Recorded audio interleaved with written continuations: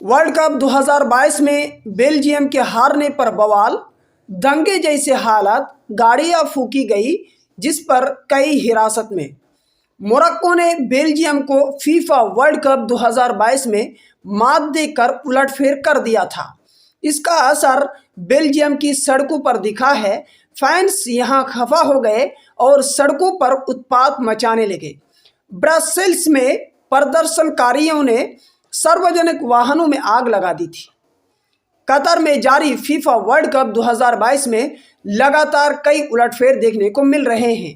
रविवार को FIFA ranking में नंबर 2 की टीम बेल्जियम को मोरक्को के हाथों 2 से हार झेलनी पड़ी थी, जिसका असर तस्वीरों में देख सकते हैं।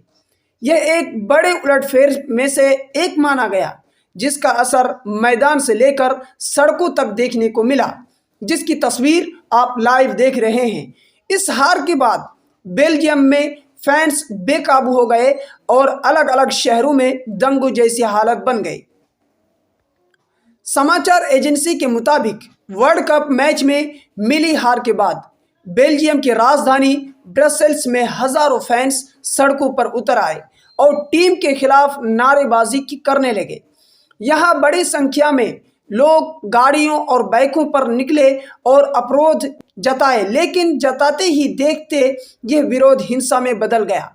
यहाँ कई जगहों पर मोरक्को और बेल्जियम के फैंस आमने सामने आए और दोनों ग्रुप में झड़प हुई।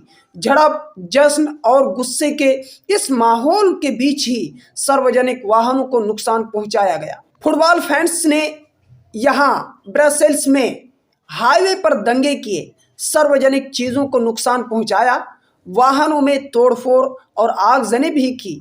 शाम को करीब 7 बजे से शुरू हुआ और उत्पात देर रात तक जारी रहा, जिसके बाद पुलिस ने दर्जनों लोगों को हिरासत में ले लिया।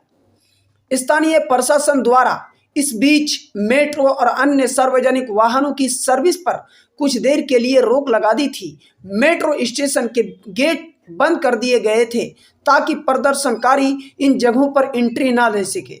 अभी भी ब्रसेल्स में अलग अलग जगहों पर कुछ पाबंदियां लगाई गई है और हालात सामान्य होने का इंतजार किया जा रहा है।